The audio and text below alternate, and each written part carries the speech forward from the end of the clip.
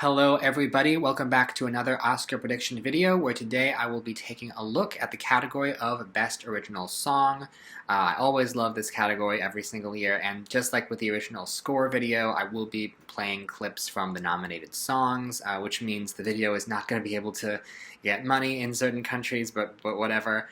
Also, you may notice the past couple of videos have all been very Oppenheimer-centric, but this is a category where Oppenheimer is not nominated. I do think that there is a pretty clear frontrunner here, but I do suppose there might be room for a potential upset, though I really don't want there to be. So, yeah, let's just get started. Fifth most likely to win is It Never Went Away from American Symphony. Summertime adventure,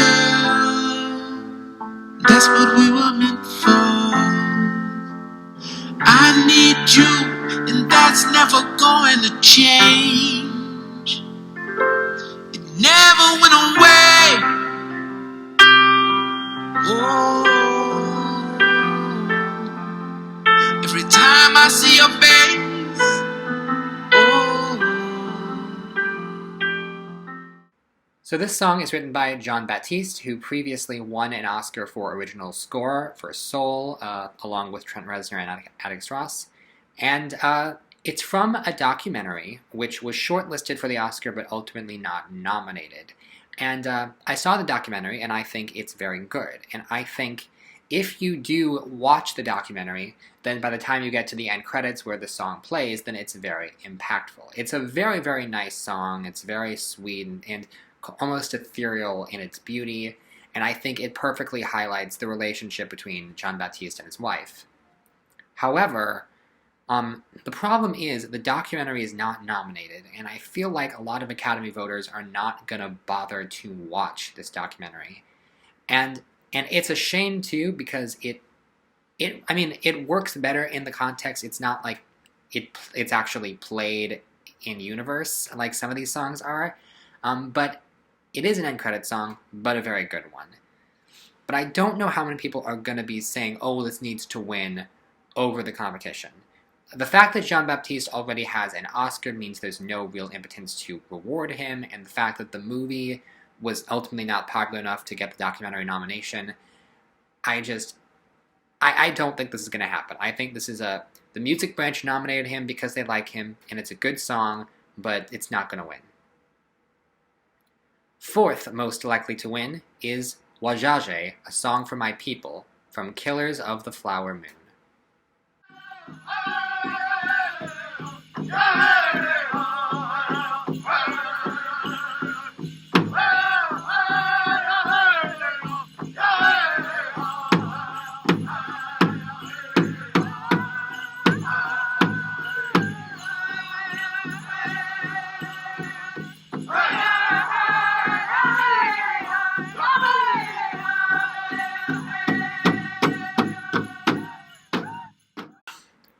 So this is a very unique nomination. The song, for those who have seen the film, plays in the final moments of the film, over the final shot, and then into the end credits. And I think it is a very smart decision to end the film that way, to focus on the Osage tribe now and how they are maybe not thriving, but still surviving after everything that they've endured. And the song, in addition to not being in English, is also gonna sound unusual to most people who are not familiar with this type of music. It doesn't really have a verse, chorus, bridge structure. It's very much just the same melody all the way through. And it is 6 minutes long.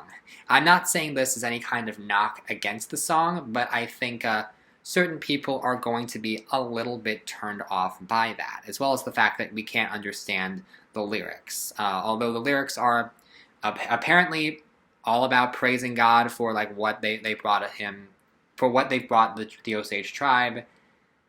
And like I respect that. I very much respect this nomination. But a part of me, the more cynical part of me, is like, okay, who's really going to vote for this unless they just want to be seen as politically correct? Also, are they really going to perform all 6 minutes of this at the Oscars? Like, I totally respect this nomination, and any Native American voters, obviously, it's a very big deal to have this kind of representation. But I don't think it can win. I think the fact that it's not in English and the fact that it is so different to a lot of the other songs that typically are nominated at the Oscars, some people might vote for it based on that alone, but I just don't think it's going to get the support it needs to win in this category. Third most likely to win is The Fire Inside from Flamin' Hot. Inside you know it, to put out the flame, nothing can hold you back, no one can kill your vibe. When you got the fire inside, when you got the fire inside, and oh, you're gonna own this life. Cause you got the fire inside, cause you got the fire, you got the fire. So, in accordance with California state law, Diane Warren is nominated for an Oscar again. She has been nominated every year since 2017, usually for a film that has 0 awards traction outside of the song, and this is no exception. I'm not entirely sure how this movie was even eligible for the Oscar, because I thought this was a TV film. But at any rate, it's here, and just looking at the song itself, it's not one of her worst ones. I think it's a solid hit. This isn't like one of those super undeserved nominations, but okay. Obviously, this movie is about Cheetos, so not exactly the sort of thing that the Academy normally goes for or had any traction outside of the song category. And without speaking on the quality of the film, I haven't seen it yet, the song itself is fun. It is catchy. And at a certain point, I think the Oscar voters in other categories are starting to become aware of just how frequent these Diane Warren nominations are, and are just like, you think if we give her the Oscar, she'll finally stop? Because she actually had 4 eligible songs that could have been nominated this year. There was this one from Flamin' Hot, there was a song from My Big Fat Greek Wedding 3, there was a song from 80 for Brady, and there was a song from the Netflix animated film The Magician's Elephant. That song in particular, the song is called Found, and the chorus is literally, doesn't it feel good to be found. It's like, thank you, Diane. I think you've said the title enough times.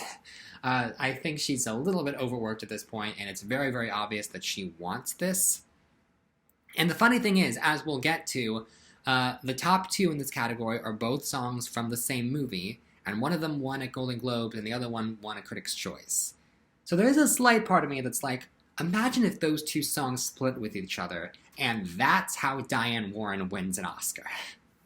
I don't think it's going to happen, but I do think that there are some people who are going to vote for Diane Warren just in hopes that she can win and shut up. Like, win an Oscar and then leave us alone.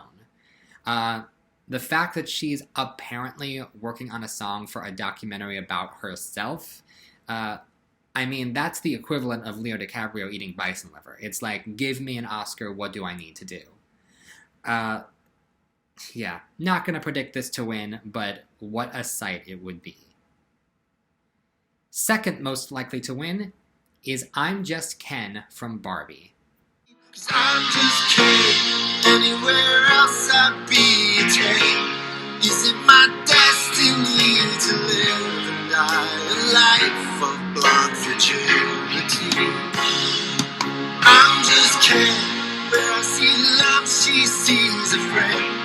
What will it take for her to see the man behind the tent in front of me?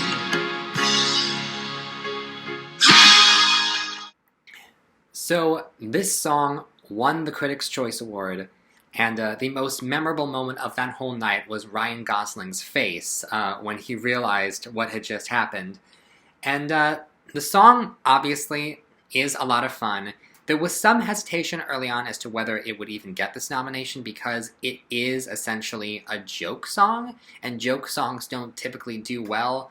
But I think it's it's slightly more than that. It does have actual plot relevance and is performed in the context of the film, not an end credit song, which always does help.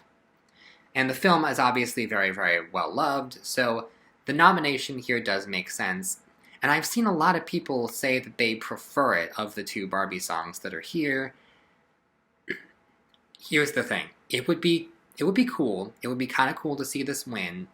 But I think in terms of pure substance, I think the other song is significantly stronger.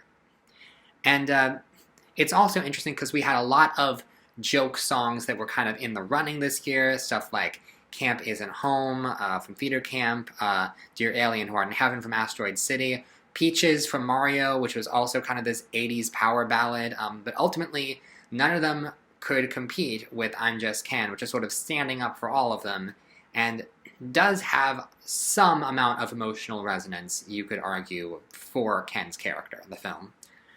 But, I mean, I think it'll get votes. I think it'll get the second most amount of votes, but I do think that a big part of wanting this song to be nominated is just wanting to see the performance at the telecast. I don't think people, legitimately want this to win, especially over number one most likely to win, What Was I Made For from Barbie. But I wanna try. I don't know how to feel, but someday I might. Someday I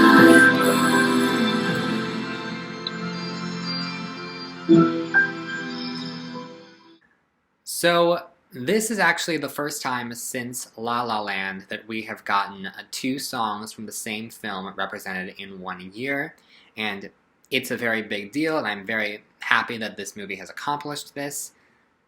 But let's be honest.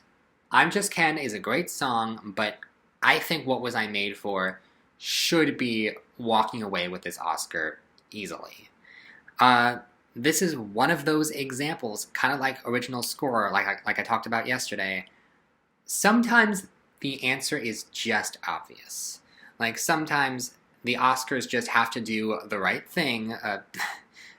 Poor choice of words, sorry, Spike Lee. But sometimes it's clear what the Oscars should go for. And this song, I think it really, really helps the movie.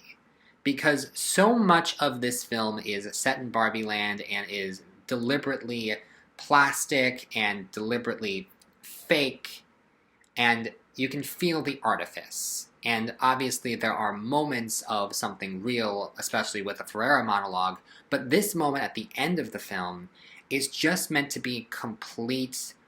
It's super raw, it's super real, it's like, this is what it means to be human, and it's such an effective moment in contrast to everything that was shown earlier with the artifice of Barbie Land and the beauty of the voice by Billie Eilish here. And it's just so ethereal, and it really just takes you to a place. And this is a song that I have listened to over and over and over since watching the movie. And even I will occasionally find myself alone and I will start to go, I used to float, now I just fall down. It sort of just comes out because there's just something so beautiful that just touches me.